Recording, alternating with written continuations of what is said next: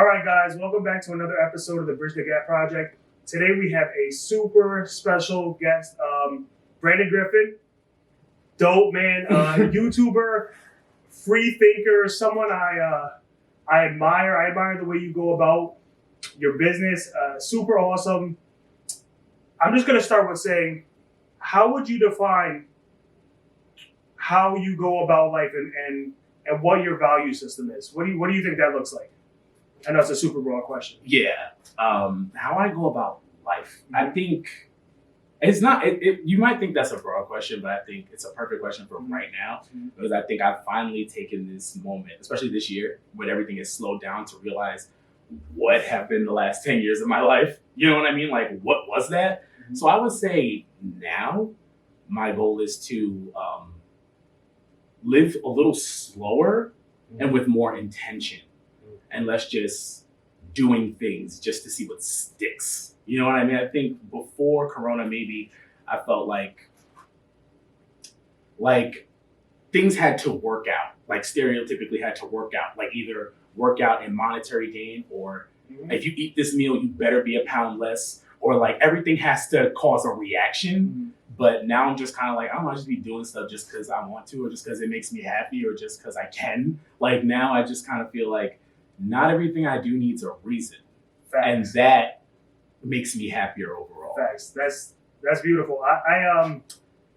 Yeah, man, we're in such a weird society where everything is measured in terms of monetary success. Like, period. Like, you know, if you're 30 and you haven't yet found the job you're going to be at when you're 60, you're kind of viewed in the society as like a fucking failure. And how sick is that? How weird is it that my individual value as a man or a woman is linked to, you know, my personal job? I don't think a lot of people, I would say most people don't get to live out their dream. Most people, that's a super luxury. So why should it matter what type of job I have? If I'm a good person out here every day, then, you know. But I've recently been unpacking. School did that to me. Oh, hell yeah. And Catholic school did that to me. Did you go? Okay, for those who don't know, we went to the same high school, Don Bosco Prep, New Jersey. We're both from North Rockland. Did you go to Catholic school before that? You did. Where'd you go? St. Peter's in Haverstraw. Oh, okay. Okay. Yeah. So my experience with that was my first experience with Catholic school or any religious kind of teaching. I could tell when I met you. Yeah, that was fun. You were a little reckless. I was like, I like that about you. You remind me of the kids that would be from like Haverstraw Middle. I was like, oh yeah, he can rock. Thanks. Yeah, you were reckless. Yeah, it was fun. But the shit was crazy, bro. Because like I said, I'm Puerto Rican. I grew up around nothing but Black and Latin kids, and just culturally there was a difference. And I went to Bosco on like a spur of the moment type thing. Ryan Grant, shout out Archie. He went to Bosco. He's a former NFL player. Used to live with him and his mom. Like, super great guy. Took care of me. He's the one that paid for me $40,000 of his own dollars for me to go to high school. Like, what a man. But for me, it was kind of spontaneous at ninth grade, where I wasn't really sure of who I was. I was playing basketball, but I was 14. You shouldn't have. No, hell yeah. It's not an indictment of me, but what ended up happening was I got there, and if anybody knows anything about Bosco, it's majority white, and not just white, wealthy. 1%. Bro, it like paid. Yeah. Paid. And so when I got there, I was You're MAGA boys now. Yeah, Proud Boys, right. It was a culture shock for me. Yeah. And like, I'm not upset about that experience, but I definitely learned from it. And so how you're right, they definitely, school in general, not just Catholic school or any public school, whatever, they put you into these boxes and they make you conform to a preset picture of what your life should look like, right? And the thing is, we're all so different and unique that if you try to fit yourself into the box, but that's not your shape, you're gonna be unhappy. It's gonna. How could it not? I think specifically at Bosco, which I normally don't talk about it on like recorded formats because who cares. But the thing about Bosco that was probably, it was structured as it was going to be better opportunity for us, especially kids coming from an area that everyone forgets. So we all thought, and I remember, especially in basketball tryouts, the best basketball players we had to offer, like we got busy down here, like busy.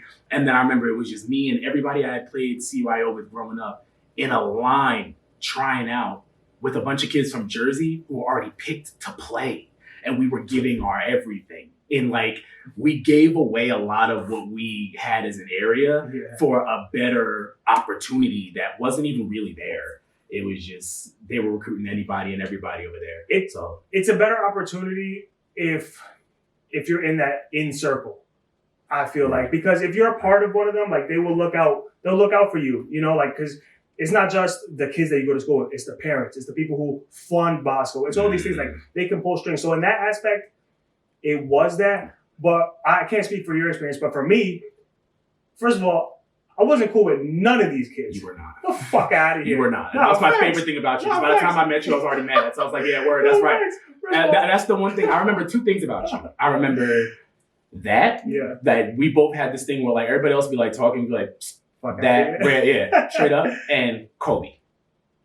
Those are the two things that I remember because it's something which is crazy even us talking this year specifically, but like, it's something about somebody who grows up having that mentality with Kobe, especially at that time. It was like 2010. He was just gonna win. He was like, it rattled that underdog in everybody. Like, you're telling me I can't.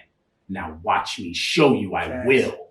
And Kobe had this relationship with the game that was me versus myself. He was a Zen master inside of a basketball player. It wasn't just this game or this thing, and it wasn't about Kobe would have iced anyone out in an empty gym. It wasn't about that. It was about him and his self. He played basketball to tame his dragon, to calm his mind. And me and you, when we would see each other, sometimes we'd be the last people in the gym because nobody just come and pick us up. We just come from a little further away. Like we would just work it out. And I think it came to a point where we had a mutual understanding that we were fish on land here. It wasn't about our personal worth that was going to get us on the court. It was about the system. Because a lot of people don't even realize, and I never said anything to you about it, I never said anything to anybody about it, but my sophomore year, I decided not to play JV there because they were telling me that I was too heavy because I was a heavier kid.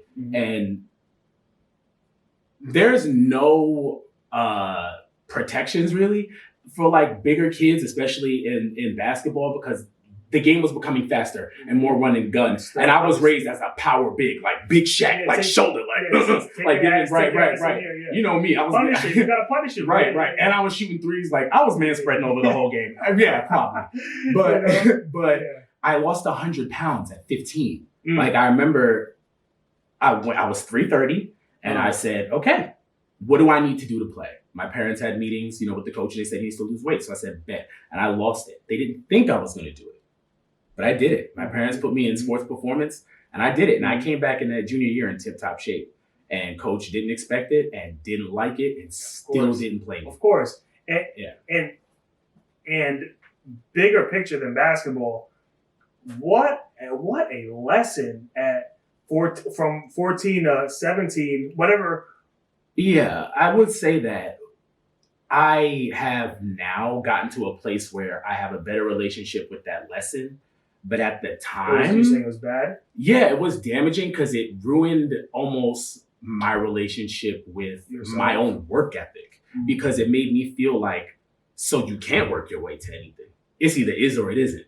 And so I got to a point where even a good student was like, you know what I mean? So I had to recoup from that. And that took a while to do, but I think that it was valuable to learn that it's not about the result. It's about you. See, now at 27, I know why I'm so mentally strong, why things just don't knock me or waver me, or why the way people say things or think things, because my coaches are supposed to look out for me. Like I heard grown men give their word and take it back, at a young age. And so I think that kind of put a chip in my back where it was like, kids aren't dumb, adults are just awful. Pieces of shit. They're bad people. Pieces of shit. They're bad people. And it gave me a relationship with basketball that was kind of like, I had to detach from coaches where it was like, so either I'm going to listen to me saying I'm nice, or I'm going to listen to them saying I'm not. And I chose to listen to me. Bro, Bro, let's keep it 100. Even if you're not playing basketball at any super competitive level, you're not playing D1 ball, you're not whatever. You go hoop. We're talking about basketball now. We're hooping. We know who's nice. You could be the man on the team, nigga. I never questioned if I was nice. And the funny thing is, you and no one else in that gym ever questioned if he was nice. No one has ever played with me, ever questioned if I was nice. But I kind of feel like for my journey, basketball needed to get out of my way. Oh, hell yeah. Because it needed to show me that the journey was the same, whether I'm doing this thing whatever or another thing. It was not, at the time, I didn't get Kobe, what he was doing. Yeah. It was my relationship with myself. It wasn't my relationship with an accolade or a crowd or anything, because there's not a person in the crowd that was there while I wanted to play so bad that I care about the opinion of. Yeah, I just wanted to prove it to me that I could work my way there. Hell yeah. But I'm sure you did prove it to yourself. Well, I think at the time it was different, because basketball used to be like a lot of people have this theory, like, oh, if a tree falls in the woods, does it make any noise? I'm here to tell you, no, it does not. Okay. Back in the day, if it wasn't on Max Preps, you didn't get busy. If it wasn't in the newspaper, you didn't get busy. Like and there were times where I would get put in, I had a good game, and no, you don't get coach would dead it off, or there would be scouts come to practice at the time because we had a D1 prospect, and they would ask about me, and then it would go away. Facts. And it would be interesting because I knew that's what was happening, and we couldn't get any proof because, my mom was like, "Let's see the pants off if we could." But his mother actually came to my mother and told my junior year, "Hey, he's leaving because he tells me your son gets busy in practice and he's tired of being beat like a slave here. And he feels like he's being worked for something that he can't do alone. So he's going to leave." Yeah. And he left. Mm-hmm. And so that was kind of the solace that I needed, where I was like, fuck you. You know what I mean? Like, you know what I'm saying? Like, it was, yeah. So, Bosco was a weird fucking time in my life. Like, my whole life, my parents were never together. And like, this is not a sob story. I'm super happy that shit happened because they're not compatible. Like I'm happy my mom and dad is not together. But the thing was, I grew up in a household that like, not that I couldn't express myself. I think me expressing myself didn't fit with how they express themselves. Like, let me tell you, like, I always use this example. I just told you this before we started doing this podcast. I'm Puerto Rican. I say the N-word. Mm-hmm. I try not to say it on here just because I don't want to make anybody The world is a different place than where we are. Right. I don't want to make anybody feel uncomfortable. But if I walk to my grandma, like if I go to my grandma's house now, my grandmother, like my grandfather would be like, "Yo, what up, nigga?" Like, cool, normal. So for me, truth be told, my high school years, I was depressed as hell. I was, first of all, depressed and brown in an all-white world, and I did not know how to deal with my emotions. I didn't know how to express them. But you did. Oh, hell yeah. But you did, because you did the same thing I did. Mm-hmm. You shut up, you picked up that ball. Yeah, facts. And you got busy. Facts. Facts. No, but that's right. That's a way of our outlet. That's a way of expression, right? But I didn't have words either. Most people probably honestly see my YouTube channel and go, "Who is that?" Most adults when they go through stuff, they don't know how to process it. And we're 14 immersed in a world. I don't want to make it seem like my life was fucking hard, because I think I'm very blessed and fortunate. But when you're someone who's so young, thrown in a world you're not from, and you have to navigate this shit almost by yourself, not to say that my parents didn't help me, because of course they did, and of course everybody in my family did, but it falls on you. So what they could, because I felt like every day I was like this little gift. like I was like an egg on a spoon that they had just like, and I had to carry myself through those 4 years and not drop it. Like, it was like, so much because I knew my parents were going to work and they were doing this for this thing. And isn't that crazy? And it was like, it wasn't like going to school, it was going to work. Isn't that crazy? Which for better or worse, obviously your parents are trying to put you in a better position. Yeah. Obviously. Yeah. Right? Because they think that for you, that's the not easiest, but that's the best path for success as a young man. But they view it from the outside. Of course. They don't see that, you get in the homeroom, they check certain people for belts, not others. You know what I mean? If you're in a CP class, you're on the phone. Yeah. They don't know that's why the bill is crazy. Because, you're sending me to school and I'm on the phone. They're not giving me any work. Like, they didn't have any idea. And at 14, I wasn't about to complain about it. You see, now I'd be like, if you don't give him a book, make him read it. Yeah. Because I've gone back and read half the books I ended up skipping anyway. That shit was a joke, bro. That school is a joke. And I'm not here to bash, No, I am. Fuck it. I am. I am because I feel like if you're going to say that it's an institution to grow men, and if you're going to say that it's an institution to make men, men, then you have to know what that is, because there's no one man that's alike. I am not like anyone else. So they should have been able to grow me who I wanted to be and grow you as you wanted to be and whatever. I never had a guidance counselor that I liked, even through college, that I knew that was somebody that I wanted to be, that knew where I was headed. The one black teacher I even had was fired. He was a track coach, and we watched him get fired. You know what I mean? College or high school? High school. Who? Mr. Gibbs. Okay, I never had him. But African. He was that was a different one. Okay. Mr. Gibbs was a track coach, and he knew the only way to get me to read my history book was to threaten to tell my mom. See, that's how you knew he was black. He was like, "I'm gonna call your mama," and I was like, "Thanks." Like, if I wasn't doing the homework, he was gonna snitch. Yeah. And the same thing kind of happened, after basketball kind of started to fall to pieces. I ended up doing track with Mr. Murphy was my physics teacher at the time. Okay. He died. R.I.P. Mr. Murphy. He died? Yeah, Mr. Murphy. He passed away. Yeah. But he was a Zen master too. So it was like, because discus was all about you and the disc. He was alone in the circle. Calm your mind, quiet it down, and throw it, right? And even in the end there, I was supposed to go to nationals. I worked my way to get my black jersey. I was supposed to go to nationals. And nepotism, they just chose to take some other kid over me. And so I was like, yeah, I knew that. I just left. And then they called me because one kid bailed, and I just deaded the call out. Between that and graduation, I was like, nah. Like, you know what I mean? I just felt like you couldn't earn anything there. Yeah. Or there were barriers to it. Definitely. And although it was damaging at the time to learn that lesson, when are you going to learn it? Now or later? Facts, you know what I mean? Like, because that's just the reality. I'm sure you wouldn't change anything. But it made me who I am, because my relationship with basketball directly correlates to why I have like this drug addiction with music. Like, because I needed to quiet the noise to be in myself to do what I had to do. So I would just plug into my music. I needed to go to practice. I needed to play in the games. It was me and my iPod. In my world, everything was fine. And so I got to tailor make my iPod for whatever. I got to dictate the world if I had to pull it out. And then I could just zone in. So that's kind of where it started for me, with me and music, and how I end up in content is that. So before I go any further, let me just introduce you as a YouTuber as well. I was looking at your videos, man, and I saw one of them with like almost 900,000 views. And I was like, what in the fuck?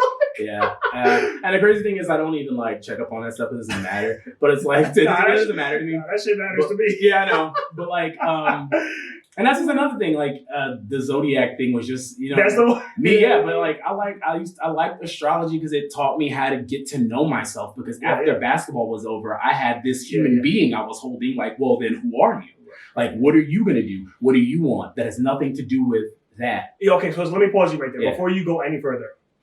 Okay, so you went through whatever with basketball, and now you go to college, and let's say after college. I want to jump to after college. Right. You went through all these, I guess, trials and tribulations, and you're learning about yourself.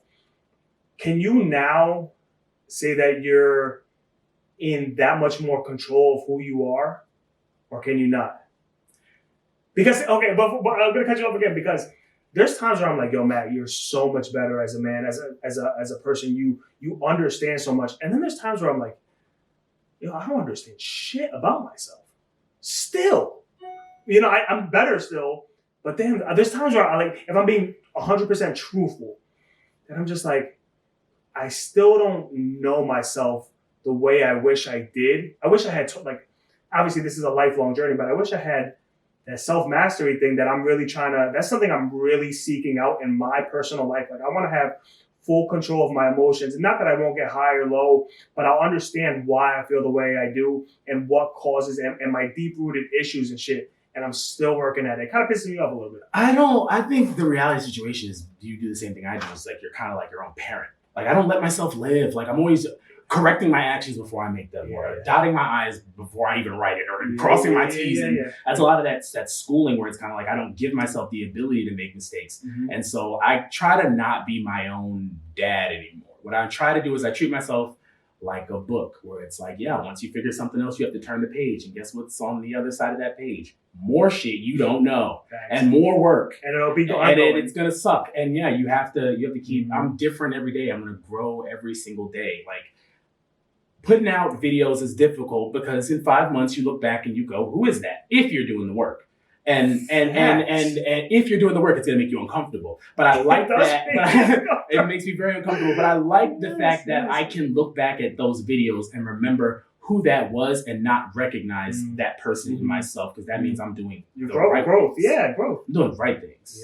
And like a lot of people don't know this. You don't know this. Nobody knows this. But completely separate. You probably noticed in those videos I was a lot heavier, and that's because I decided I was done trying to, after basketball, I needed to figure out my relationship with my weight. Like I was like, what is going on here? Because the only reason why I ever dieted was for a goal, to play, to do this or to not. And when things either it went that way or it didn't go that way in the off season, my self-medication in any way was going to be food. Like, because you don't realize that you have like that type of an issue maybe with food until you're on the other side of it. Because I think it's such a minor disordered thing that nobody talks about in men, because I realize now that I didn't know before, every time I ate, it had to be good as hell. Like it needed to be good. I needed to be happy while I was eating that. I needed to eat it until I couldn't do it anymore. Even made me sick and carry.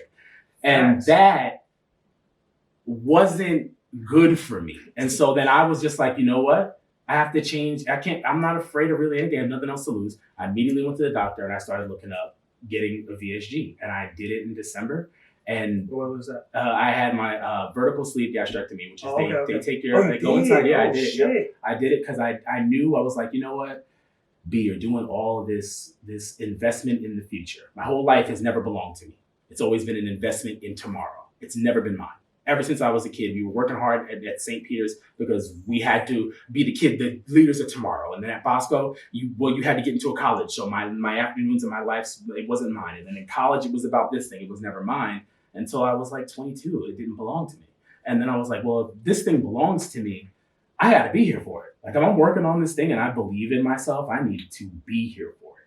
Like for real, for real. Like if I'm going to be the man I want to be, and if I'm going to choose to one day get married and have kids, I'm going to be there. I'm not going to clock out. And so I chose to just change my life. So then that made me take a step away a little bit from YouTube, because it started to get weird every time I came back and do another video. And I want to talk about something real. Y'all are in the comments talking about, oh my God, you're skinny. I'm going to talk about that. I'm trying to get my topics off.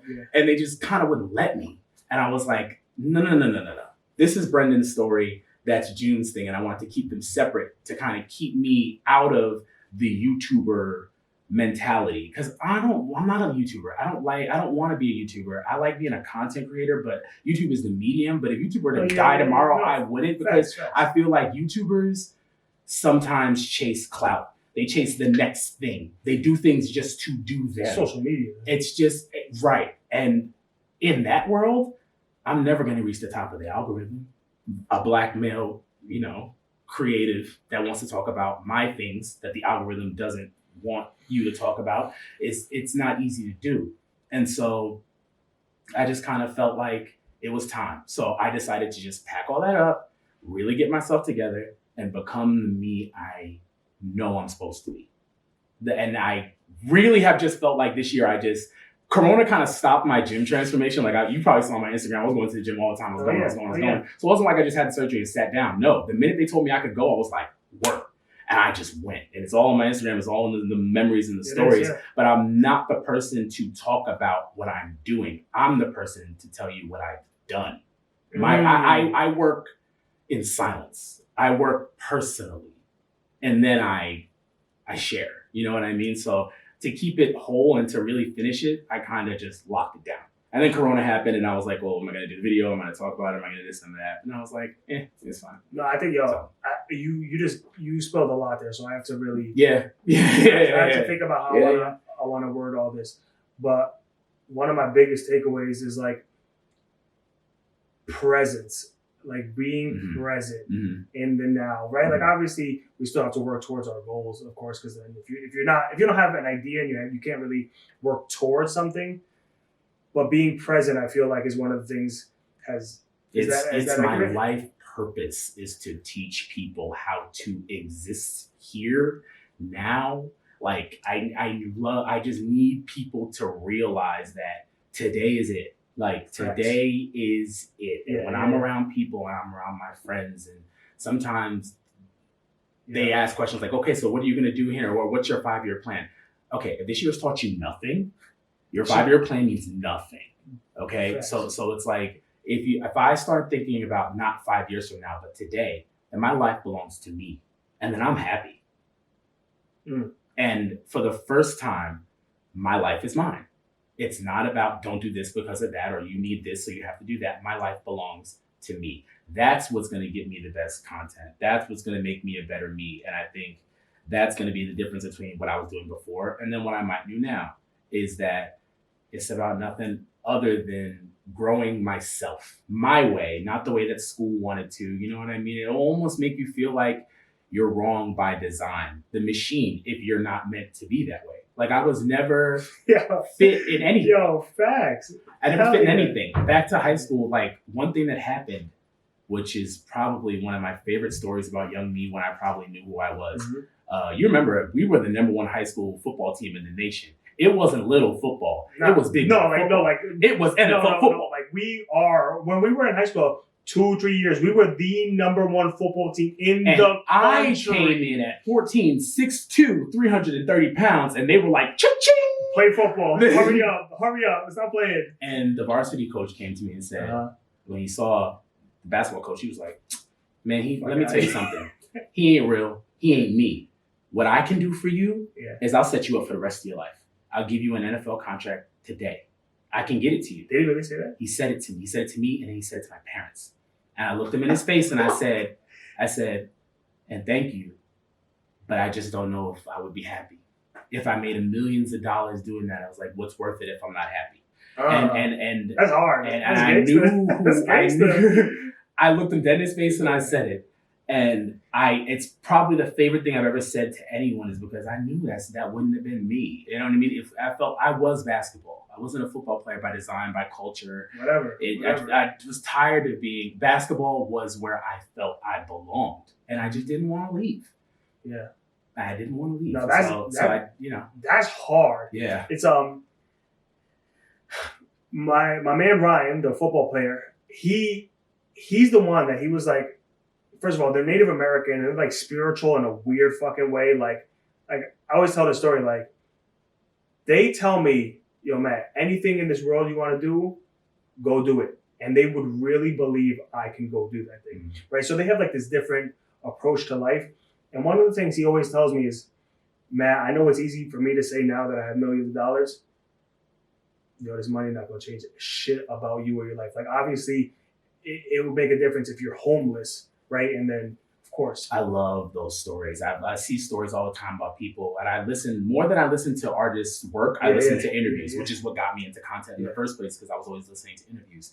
And they always say the same thing, like Kevin Durant winning the championship, and then you find out he's defending it. There's nothing at the end of it. That's why, in hindsight, Wizard of Oz is my favorite movie. It's because it's all about Dorothy thinking that the magic was at the end. And then she realizes there's nothing there. Yeah. There's no wizard at the end of it. It's but there is magic. The magic is the scarecrow. Yeah. The magic is this whole thing. It's the experience. It's your friends. The entire experience is only whatever you're going to make of it as far as your mentality goes. You can't fix the world, but you can fix your lens.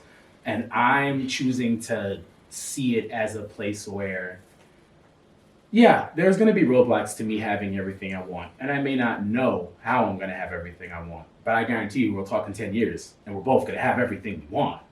And it's because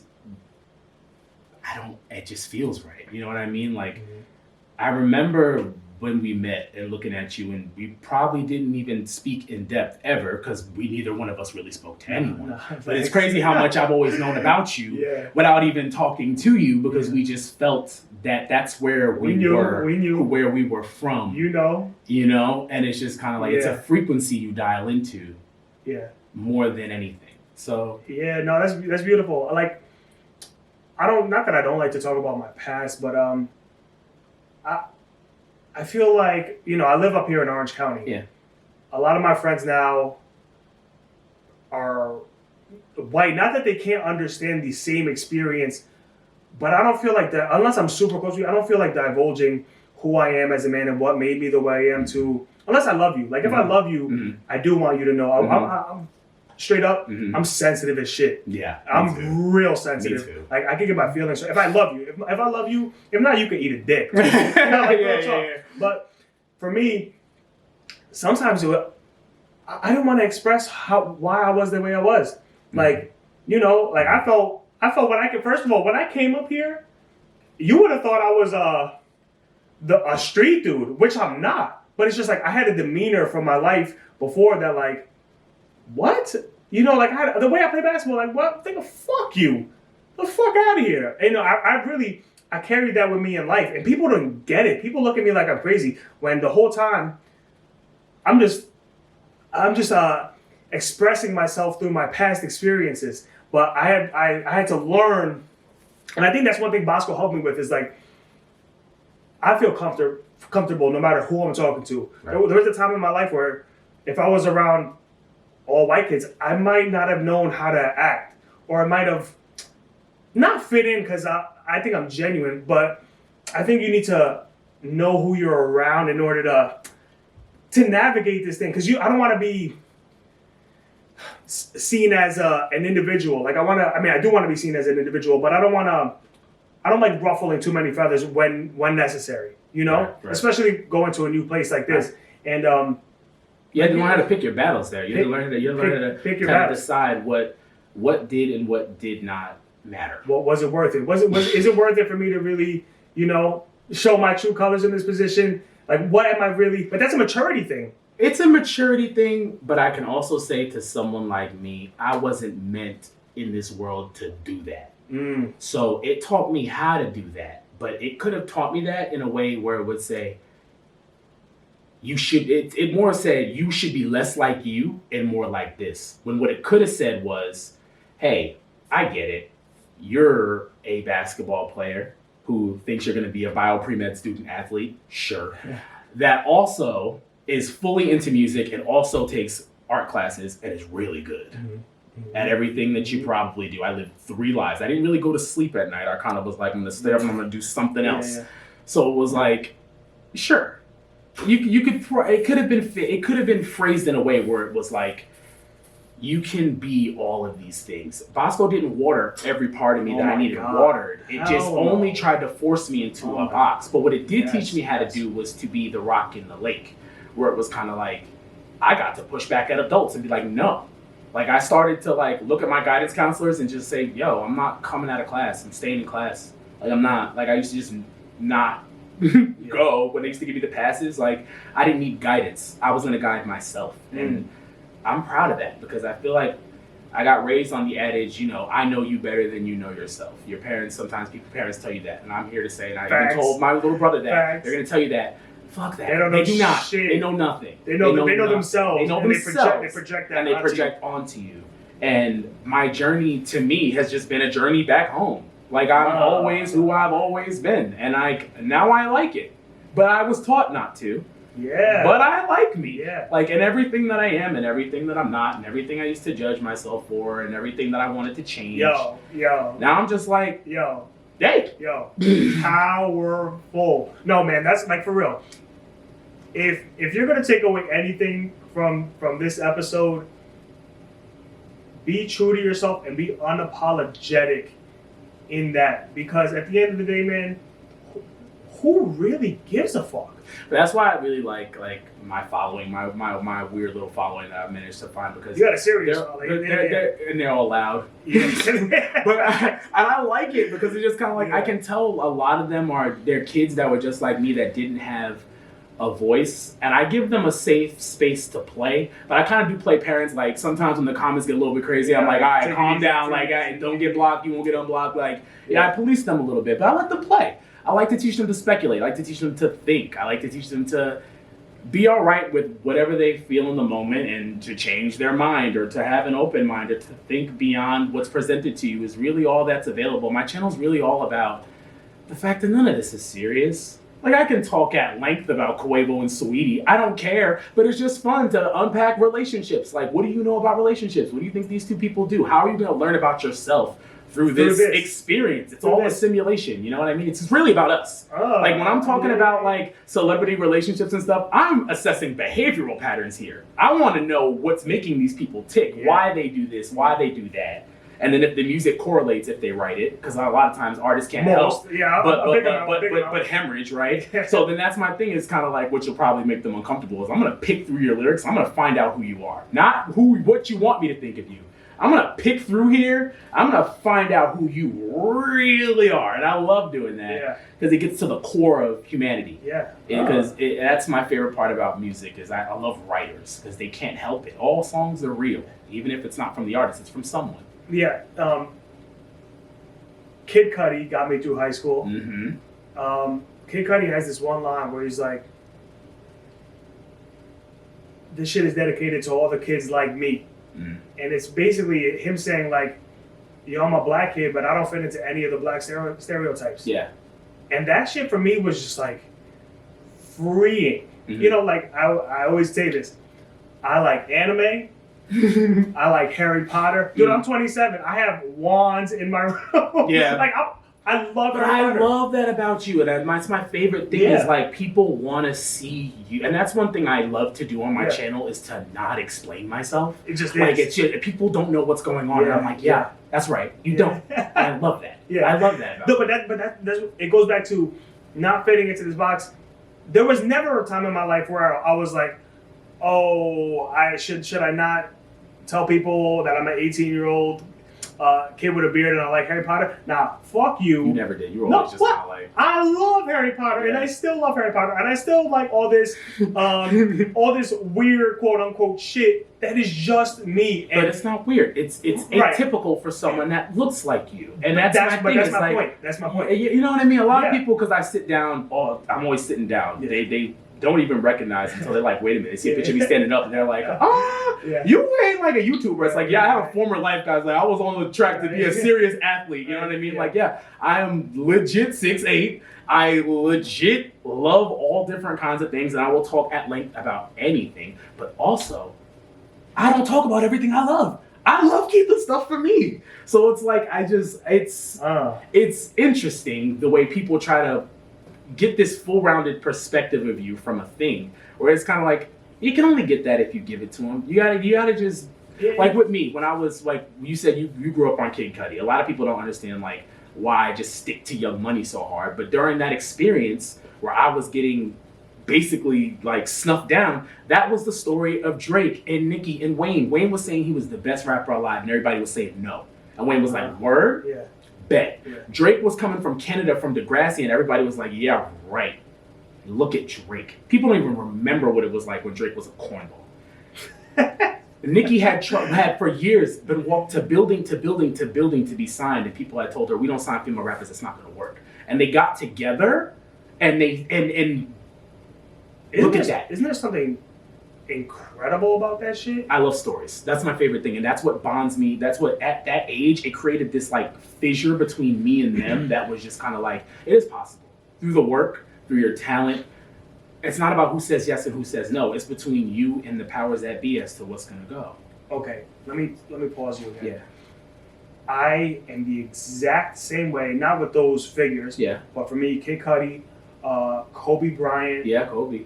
Kobe Bryant is one of the biggest ones, but I've always been drawn to these stories of, like, I don't want to say the underdog, but people who said... No, it's the underdog. It's the underdog, but people who said, fuck what the world feels, because I don't give a fuck and I'm gonna do this. And I've always saw that in myself. Like people don't understand when I say this.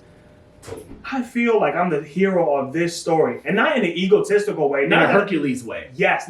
I don't feel I'm better than you. I don't feel like I'm better than a fucking like anything. But I do feel this is my shit. Yeah. And I think when you have strong expressiveness, makes people really fucking uncomfortable, because people are not sure of themselves. And me at 15, I was more sure of myself than a 45-year-old fucking man. And people didn't know how to deal with that. So they try to... So it goes back to... how dare you? How dare you looking like you were you from stand on your 10 toes and look me in the eyes and say, I'm going to knock this 3 down when I told you not to, and I'm going to knock it down and look at you. Right. Yeah, it's that. Exactly. Yeah, it's audacity. And my whole life, I've had to keep reinforcing this narrative, because the rest of the world is like, no, that's not true. But fuck the rest of the world, yo. But isn't it weird? Yeah. Now, because you're at the age that you're at, where your mentality is accepted, but you couldn't be that sure of yourself at 16, at 14, like us. We had to act like we could. I told my brother sometimes, yo, coaches like to coach, okay? So they like kids that they can improve upon, kids that they can coach, that they can tell what to do. I was coming in practice putting moves down that you couldn't teach me, that you didn't see, because that's what I wanted to do. I was wrecking your offense, and you know, your whole offense, you want to swing the ball to the corner and around. I'm like, I'm going to fake it here, and I'm going to just put up that hook shot from the foul line and lead. I was simplifying the game to the point where coaches were like, they wanted their systems. But now, the way I coach is different, because part of the way I heal that story is I love coaching. I will coach any kid. I'll coach anyone. Of course, this year we don't get a season, but I love the idea that I say all the time, like because me and my sister, we coached girls. I was like, I love that when I look at them, their eyes glow purple, just like me. Like it was back like when we first walk into the gym, they don't know each other, they're mousy. And I can get them in 5 weeks, slapping the floor, defense! And they want to go there, talk to me, defense behind me. And it's like, I don't want to teach them to believe in me. And that's what coaches wanted them to do. They wanted us to believe in them. I teach my kids, when kids get coached by me, to believe in themselves. It's not about my system. It's not about this play, because I might change it. But when I change it, you have to believe in yourself to execute it. So that's what's more important than wins and losses, is fostering those kids' relationships with themselves when you're coaching basketball. It's bigger than basketball. That shit is a life thing. It's a life lesson. It's a microcosm of the real world. Basketball will reveal who you are. Yeah. That's why I feel like, I have conversations with my friends, or just not even my friends, acquaintances, whoever. I like talking. Like, I like talking about anything. Aliens, religion, fucking Trump. Let's talk about it. Let me learn something. Let me try to teach something. But what I always hear from like my generation, the younger generations, I don't want to do any of this shit. None of this shit is me. And I understand that being totally yourself and free and expressive is somewhat of a luxury. It shouldn't be, but it is in this world. Maybe I'm saying, like, outside of America, some people are not afforded the privilege to go and be themselves in certain places. But I feel like a lot of people have realized, like, yo, this shit sucks. Yeah, this system sucks. But I also feel like there is a type of person who can exist here. Like, I have 2 siblings. I have an older sister and I have a younger brother. And they are much different from me. My sister is very type A. She master's degree. She can do it. She can sit down. She can write the paper. She can do whatever, and she won't bleed from the inside. I'll sit down at that desk and I'll start dying. I'll start dying in here. I don't understand. People don't realize that there's a burden with being a creative. Now it's fun to say, oh, I'm a creative. I express myself. Everybody's a brand. Everybody's a this. If I didn't have to do this, I might not. It is who I am to do this, because it's at a cost. It's like, I say it like, it's like straining yourself of your own oil. You know what I mean? It's really grinding yourself for your own essence to get the product out. And you have no choice. It'd be one thing if I was just somebody like all the celebrities now that want to come into YouTube and wreck our algorithms and steal our money. Because the networks, because either coronavirus or the networks dropped all of y'all on your whack TV shows. Now y'all want to get on YouTube and take our money. But it'd be one thing if I had a choice. this has to be who I am because this is the only thing that makes me happy. Yo, so in that regard, it's said. one thing if because I feel like there's a lot of people who do what we do where it's a thing that they're doing, but it's not the life that they're living. It's not them. This is when this is not a fad. This will be who I am. When no one's podcasting or no one's creating content or no one's unpacking society, this will be what I'm doing. Yeah. So I'm kind of like, yeah, right now it's a bit much for everyone being like doing it. But I'm just kind of like, I think what I wish that we didn't think we were growing up in a different world because we always saw the world the way that it is now, which is really weird. Because we didn't know we were like, now we're like, oh my God. Like, we always saw the world as a place where the kids now, we thought we were like them, where we were like, we're gonna do whatever we want. And we thought we were much more radical while we sat in school like this, with our hands interlocked and our belts tucked into our shoes, like just all straight laced. And these kids now were just like, hey, yo, mom, my hair's purple. And the parents are just like, okay. They've never done nothing like that. You know what I mean? Like I like which is why I like sometimes when I see the kids come through my channel, they're young. So they don't really have this idea of the way things are supposed to be. They've thrown the whole world in the garbage. Throw the whole world away. They're like playing Lego blocks with what they want where, which is scary to a lot of people, but I'm just kind of like, it's theirs. Like, it's not ours, you know what I mean? I like that about them, where they're just kind of like, they accept a lot more things than we would have. And should that not be the fucking goal of a progressive society in place? It's a goal for people who access more of the world by change. No, let's not get it twisted. I'm not saying that's what's normal. No. People are so stuck in their ways and very closed-minded, and anything that challenges that preset, they don't know what to fucking do with it. Anything that challenges this force, this mega force that's been here for so long, is seen as opposition. Yeah. But, fuck it. Like you said, that's a great point you had about, like, people think they're super radical, but when you really look at yourself, like, come on, man, there's some real radical people. And when you come into contact with these people, but the world isn't ever spinning like vortex. So it's like maybe my ideas, maybe things I thought about things would have been like far too radical. But now I be hearing stuff they come up with, and I'm like, all right, relax. Like, you know what I mean? Like eventually we all walk the line back to whatever. You know what I mean? Yeah. Like so it's just kind of like, I get it, but I really I'm learning. Not that the world's not serious. It's just that I can't take it seriously because my goal is to remain like fluid. I never want to be that person that's stuck in my ways, that doesn't feel like I can learn. My life has taught me too much about what I can do and how I can change. Listen here, people want to tell you that you can't eat nothing and have little energy and go to the gym every single day and lose 230 pounds in a year. I'm going to tell you can do it because I did it. And that's not me saying I did it because I'm special. No, I'm showing you that it can be done. Like anybody that wants to change, it can be done. You don't have to be ashamed of using the tools that are available if things are out of the way. Like my life is very normal now. You know what I mean? Like I'm just very much letting go of the idea of maybe a curation of the way things are going on, because I've always wanted to be like, oh, I'll talk about my weight loss journey when it's done, or this way, or whatever. Like I've never got online and jacked it. I've never posted like major before and afters. I don't look for the Instagram moment. Like I don't care. I'm just kind of like, all right, I'm here. I've done all this work day one. I want to work now, because that's who I am. I think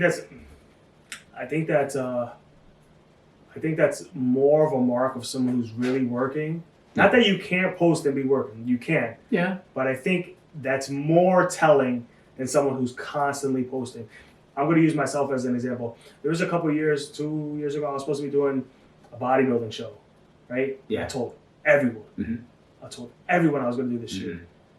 And then, I went from, and I'm someone who works out every day for like 8 years. I'm in the gym. We can tell. You know what I'm saying? Like even when I was in the gym, I was like, what do you do? Let me get that move. I was like, wait, let me. You know what I'm saying? Work the tricep out. I really do this. Yeah. You know what I'm saying? Just like after basketball, this was it. So I was nice at ball.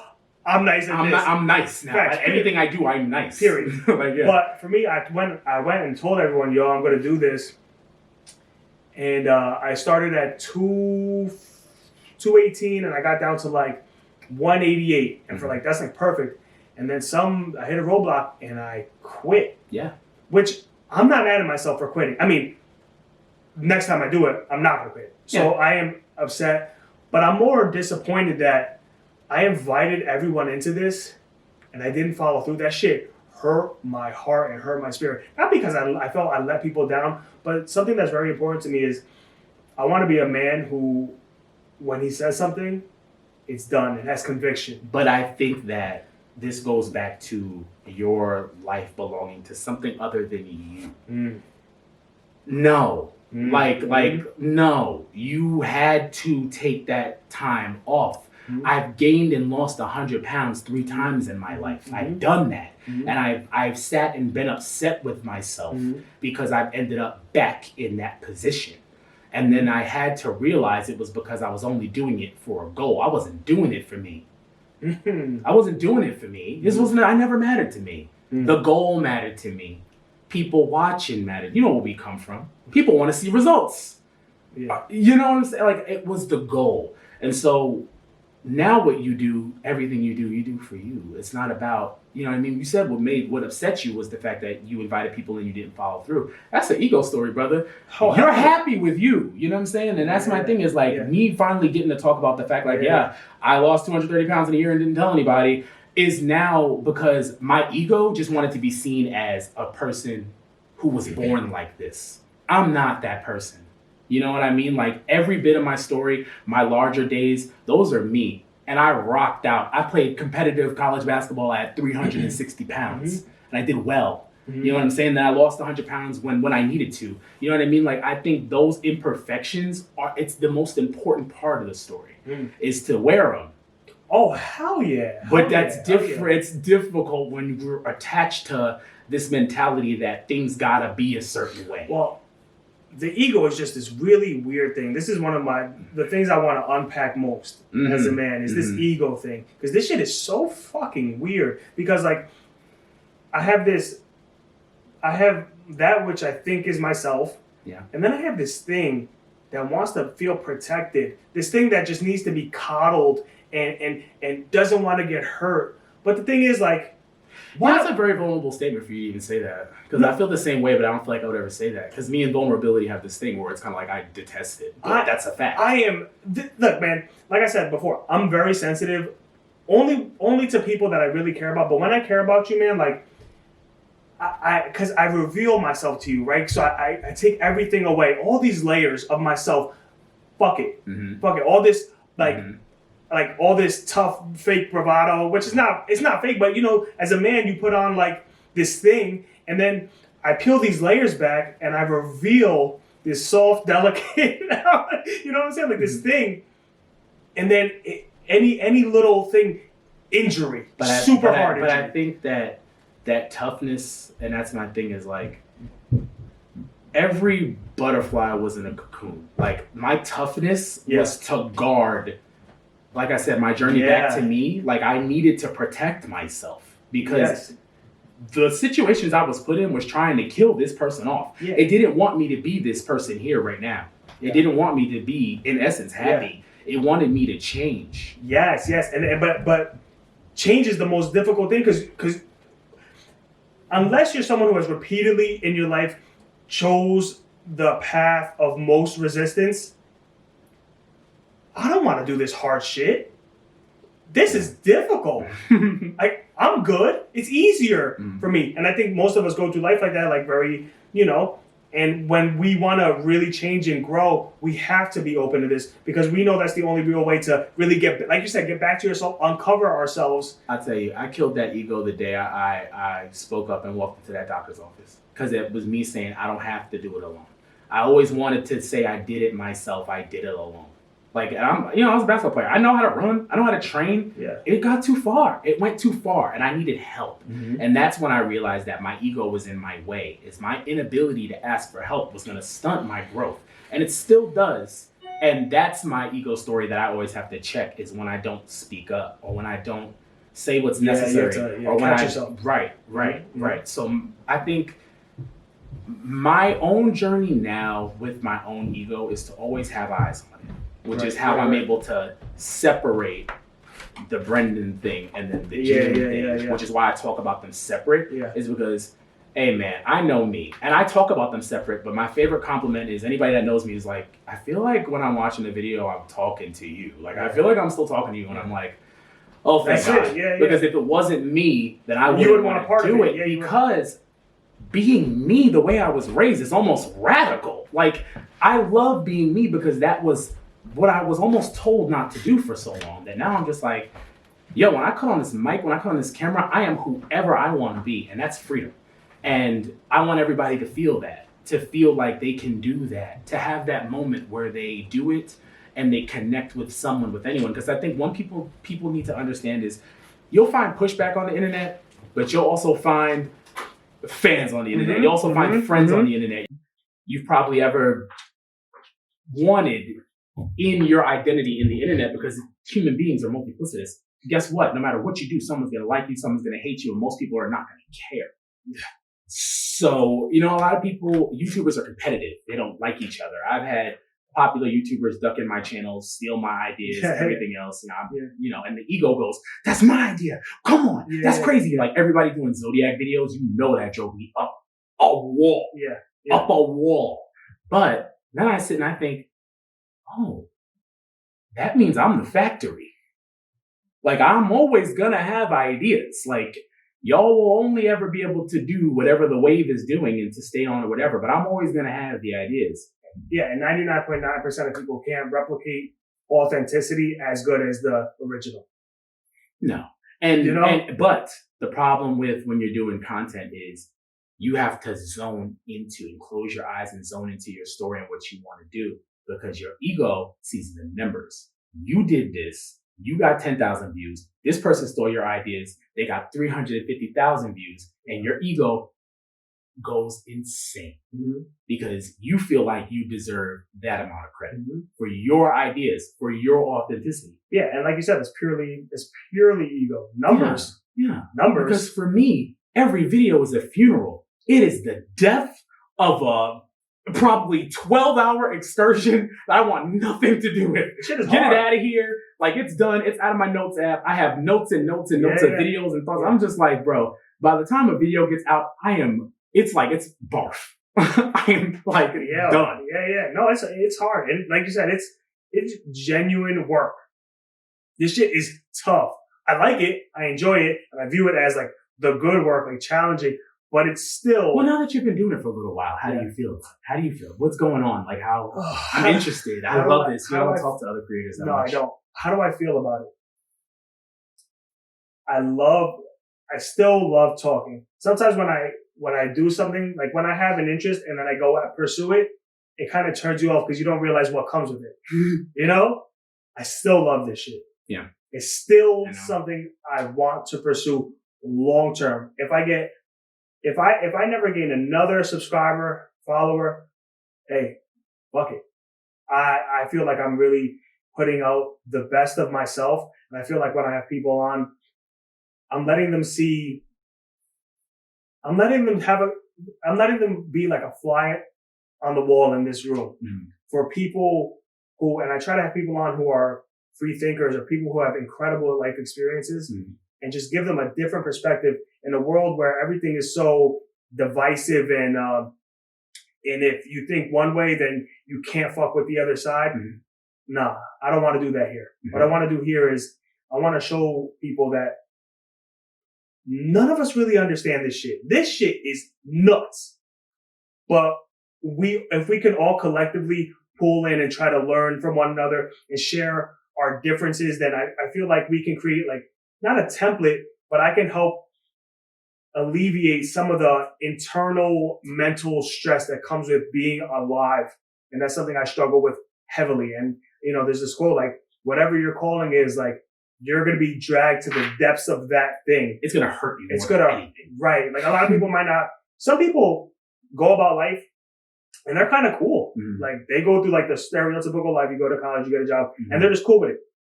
Me and my brother talk about that a lot. Good for them. There's no hate. That shit is not me. Me and my brother talk about that a lot. Yeah. We talk about that with basketball because it's kind of like, I'm 5 years older than my brother. And we've kind of taken this basketball journey somewhat together. And it's not until now that he's playing in Ohio where it's kind of like, dang, did I shoo my brother out the door for me to just sit here and be sad that I miss my brother? I don't want to turn him over to the world. I don't want him to be this thing. Selfishly, I just want my little brother. Even though you're supposed to be better than this, why was I working? So what did we really want? And Kobe dying changed that perspective of the work for me, because it's like, he died and they didn't stop the games. It was like, boop, Next. Like the ball rolled the next day and he gave his life to it. Like basketball it's an Old Testament God. It gives, it takes, you worship it, and it doesn't have to give you shit. In fact, it kills most of us. It takes everything. It takes everything from you. It takes everything. And so now, in whatever I do, I worshiped basketball, but now content worships me. And that is fun. Which is why I won't get sick of it, is because it's my show. It's mine. It's what I want to do. I can change it at any time. I can do it or not do it at any time. It's freedom. And if anybody wants to take anything from what it really is to be a creative, it's to feel like you can wake up in the morning and breathe. Because if you have ever gotten up and had to not do this, but devote all your time to something else, you know what it's like to feel like you are slowly not existing and slowly dying inside, especially being people of color who, in order to work, have to kill most of themselves to even be in the rooms to make the money that we need to make to be alive. They don't get it, man. It's like they want us to slowly die. And then they want to send us home to our families angry and break up our homes. I'm not going to be that guy. I'm not going to be that dad that goes to work and is just shitted on by bosses and mom bosses and having to be less than myself. And then I get home and there's no space for my kids to know me or to like me because the world has crushed you down. That breaks up our families. That ruins us more than anything. Is especially as men, we don't get that. No one cares. But we have to care. Yeah, man. First of all, it has to be us. It has to be the community. One thing that I've been taught is like, you see now with like all the Trump versus Biden, right? And I'm sick of asking. You don't gotta ask white people for shit. Real talk. If you because if you're a young black boy, a young Latin boy, a young non-white man, woman, whatever, from an inner city, you grew up around a certain culture, and then to make any type of real money, the traditional way, what do you have to do? You have to go to. You do have to go because you have to wash it off of you. They run something different. You have to fit into this, and they run everything. Fuck that. We have to create within our own communities real pillars of this thing. That's the only way. I think that we have to know what we're doing. And I think the problem with especially Black people, we're not monolithic, even in our brains. Spanish people, either Hispanics, whatever, people of color, we're not. And then you divide it up by region. Then you also break it up by class. Yep. It's not like this thing. It's like this wild, like just break off of like, it's like this map of different people and perspectives. And I tell a lot of people, they didn't realize with coronavirus, America is a continent masquerading as a country. Like every state has its different rules. It's got its different regulations. It's got its different culture. It's got its different thing going on. Totally. And that is why we can't really be, you think about how spread out we are. We are living in a world where minds and opinions have never been more diverse. And the algorithm makes us think that we are all the same. But all it's really doing is spinning people back to their own thoughts to keep them using apps or websites. Oh, yeah. But in a feedback loop. And therefore is creating the world. It's bigger. It's more vast than maybe it used to be.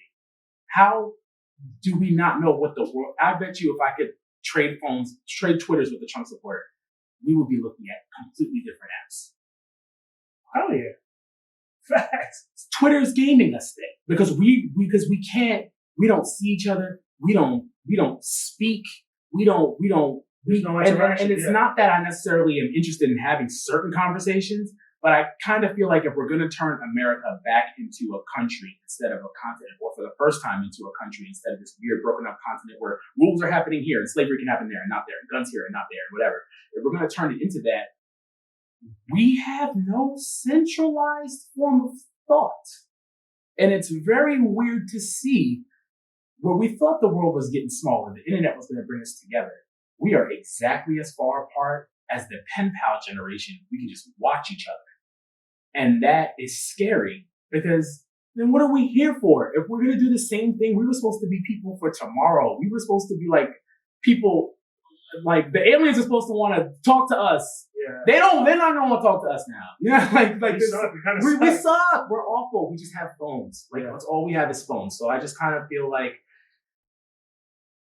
I don't know what the fix will be, I guess, as far as like thought forms in America. Because I don't think there can be one. I don't think there can be one unless we just teach the different generation, or at least how when I have kids, I'm going to try to raise my kids to equally accept everything and question everything. Period. That's the only way, because human beings, especially given the education that we've been given, regardless of Americans think that all of our education was the top of the tier. That's what they taught us. So all of us think we're extremely smart, whether we are or are not. We all think we're very smart. So in order to get a real life perspective of the world, you have to be able to real life listen to enough people. The reason why my channel is so like talky, I've realized, is my mom around the Obama era, when we were in Bosco, which was torture, by the way. Torture when Obama won being there. She listened to talk radio all the time. I used to hate it. Mom, please. But she was like, no, we need to hear what they think. She played AM radio all the time, just wagging her finger at Rush Limbaugh, whatever, just whatever. Yeah. But she was right. You can't just listen to whatever you're supposed to hear, because then you can't grow there. But people think that the algorithm is doing them a favor. It's killing all of us. Yeah, and what you see is, I see all the time, like, you see somebody, you might come across one of your followers that's you're either a Biden supporter, and you come across a follower who's a Trump supporter, and you see something they post pro-Trump. And the initial reaction is emotional, almost anger. But there's a reason. Right. A reason. Mm-hmm. Because people's rights and livelihoods are directly affected. And I think there are people on social media who react to any rhetoric that can basically take away their rights. Like, I know if you try to talk about Amy Coney Barrett or something like that around liberal women, they want to make their choices. They don't agree with that. Right. You know what I mean? Right. That hurts them. So I think when people are talking about, I don't see so much as the Biden administration taking rights away from people as I do something that says "Make America Great Again." That's saying let's moonwalk. Oh, we know that.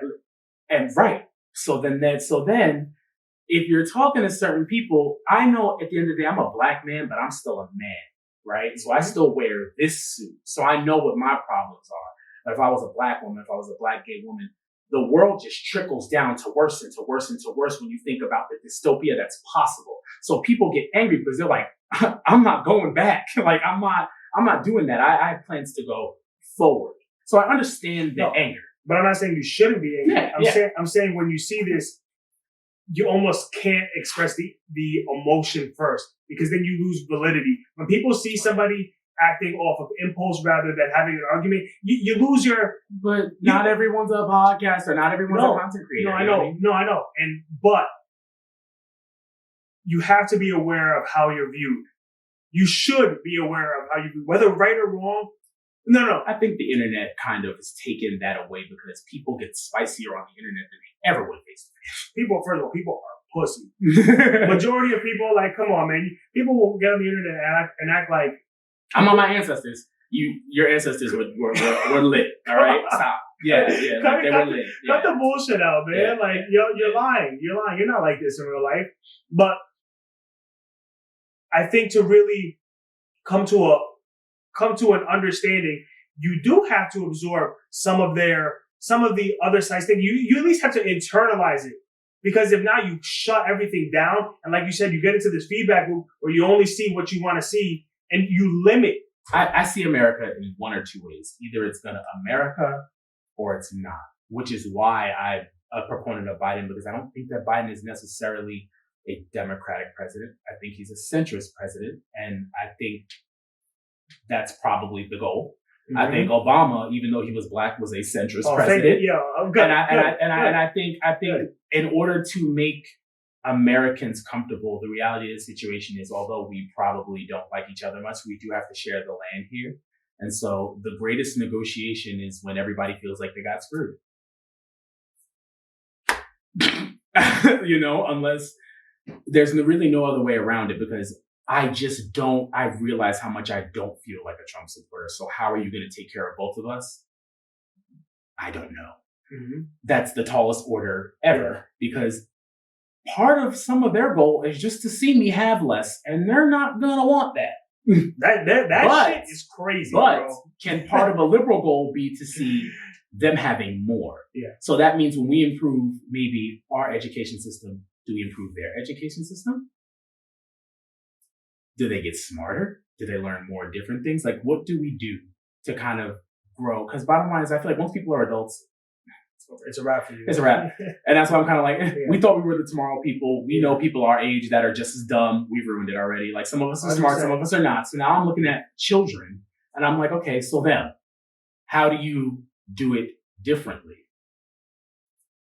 They haven't figured that out. Mm-hmm. They aren't even giving most of these kids remote learning this year. It's fucked up. Yeah. This system is fucked up. Yeah. But if COVID taught us anything, is that even though we have these big supermassive systems in place, we're responsible for our own shit. We clearly can't leave it up to the establishments, because it's failed us the entire time. It's failed us. Do you think you'll give your kid a phone? Yes. I do think I'll give my kid a phone.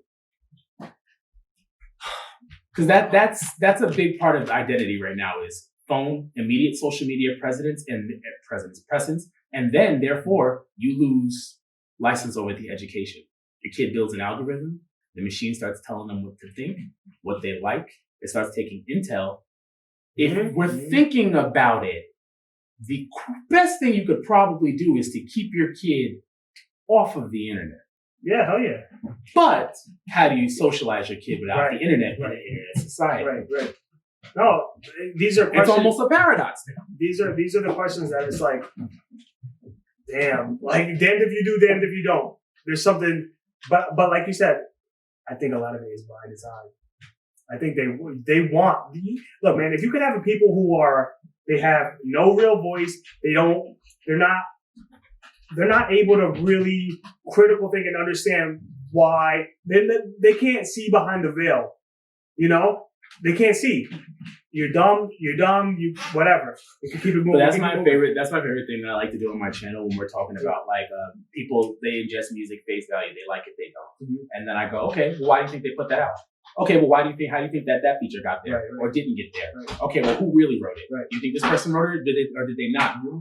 I am teaching, or just via myself and whatever I like to do, thought beyond what you're presented. Yeah. Like, I watched the funniest thing, which I was gonna put on my Instagram story, but I feel like bad Biden. First of all, if you post anything on your Instagram story about voting, they're gonna take down your engagement, which they've done to me because I've been trying to get people that follow me to vote. Yeah. But Trump tweeted that Joe Biden called black youth super predators. I saw that. Yeah. And then 10 minutes later, Joe Biden tweeted a picture of him shaking a little black boy's hand and was like, "We're going to get this for you, little buddy." I was like, all right, white man, that's enough. Like, all right, bro. All right, we're not going to do that. We're not going to act like you just out here shaking the hands of black youth. Thank you. And like, you know what I mean? Like, I'm tired of us being used for a photo op to some extent. No, but thank you. But see, that is what we need, because I think for people who are uneducated in politics, I think the general idea is that Trump is a racist, but at least he's openly racist. And then you see Biden, who people don't really know, but don't be fooled. Don't be fooled, right? Like, I'm going to vote. I voted for Biden, but don't be fooled by this. You don't take your eyes off them once you vote. Don't take this photo op picture.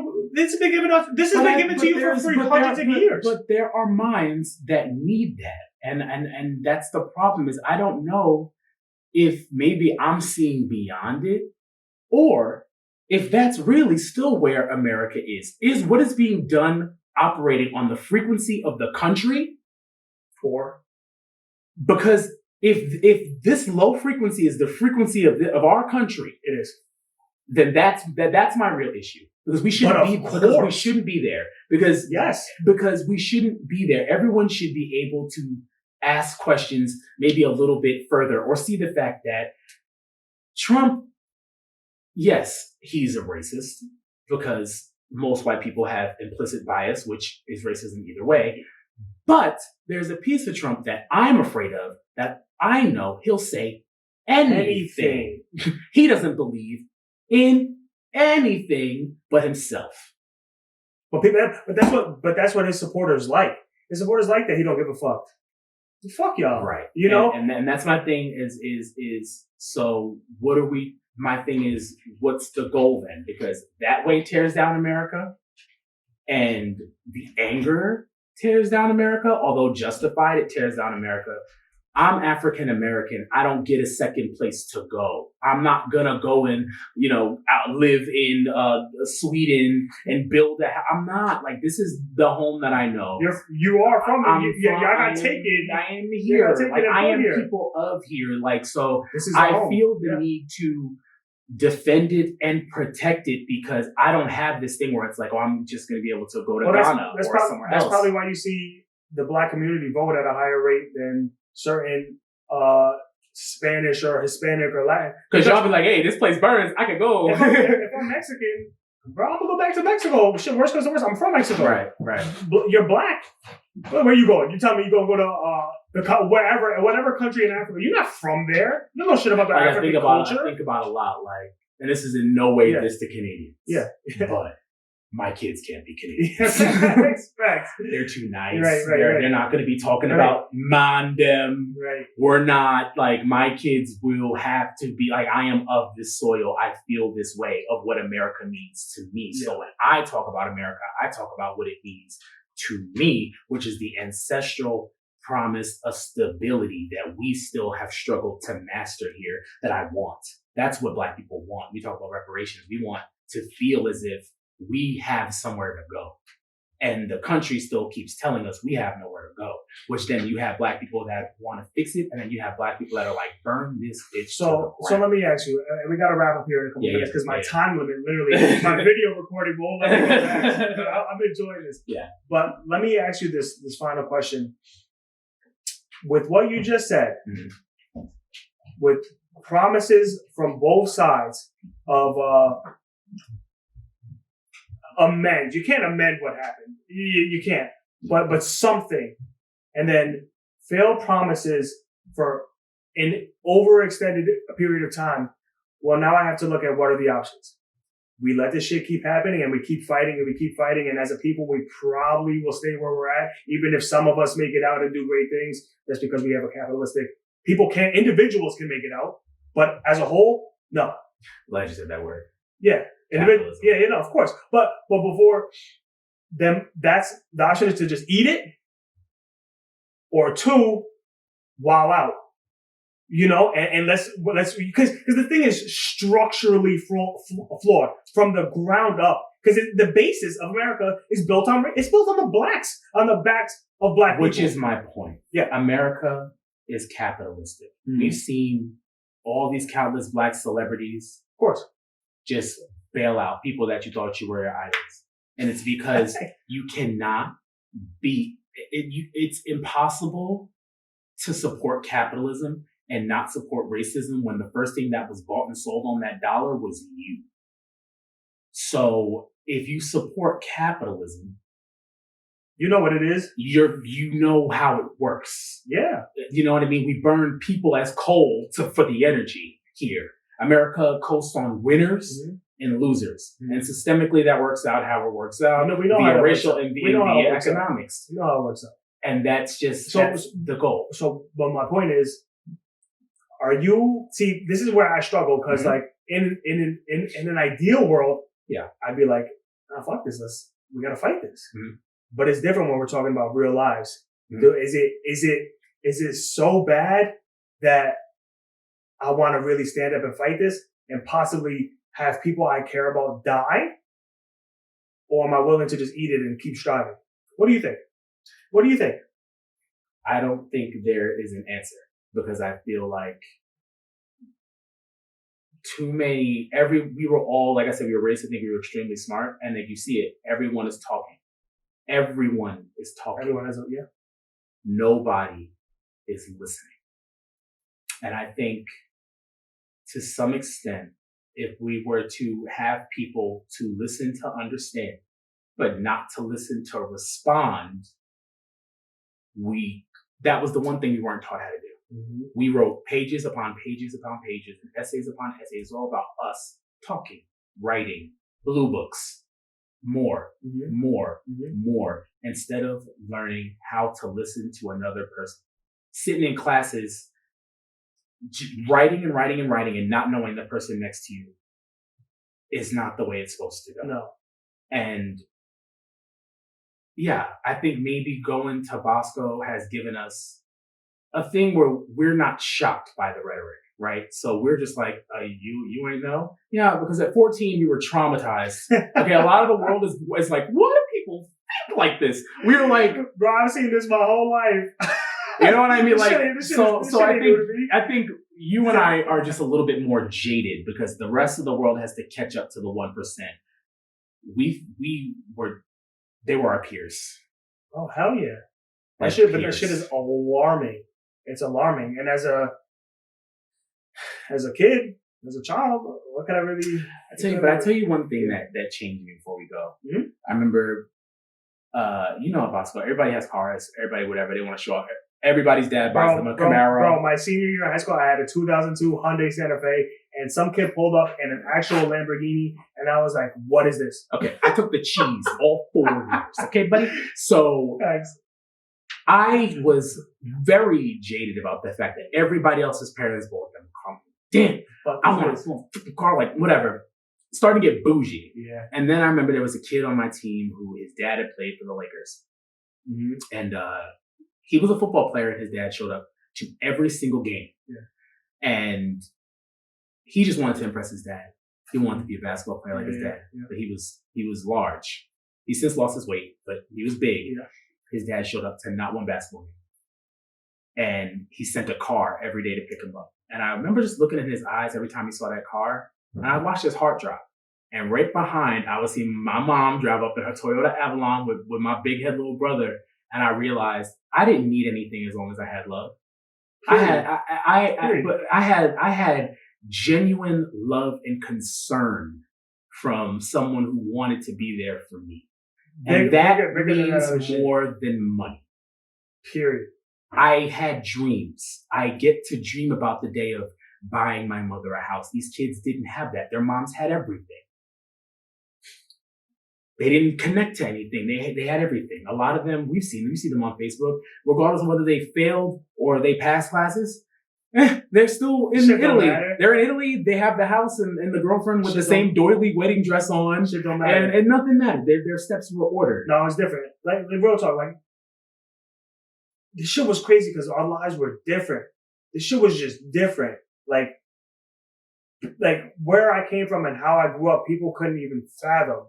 It was just such polarizing worlds that it never allowed for me to have any real connection with these kids because we don't have shit in common.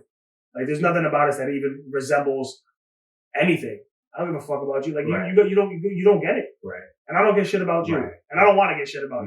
No. You know what I'm saying? And I think that you gotta, and that's I love grassroots things. Mm-hmm. I love things like one day when we're doing this again. Yeah. Wherever we're doing we're gonna be doing this again. This was dope. Wherever we're doing, bro, trust me, I'm talking 20 years from now. Yeah.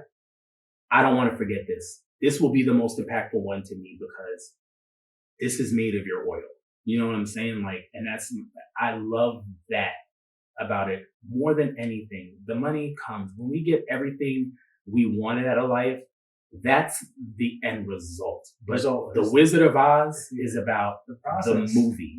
Because there's no Oz. We ain't going nowhere. Yeah. We have to be happy now. We have to love what we're doing now. So even if this is good enough for me, you know what I mean? Like and I think that contentment is what the universe is looking for. Beautiful. Yep. My man, BG. This was so dope. I'm so happy with how it came out. You're the man, bro. We're gonna have you on again. 100%. You know, you can always text me. Facts. I got you. And we're gonna wrap it up, guys. All right. Peace.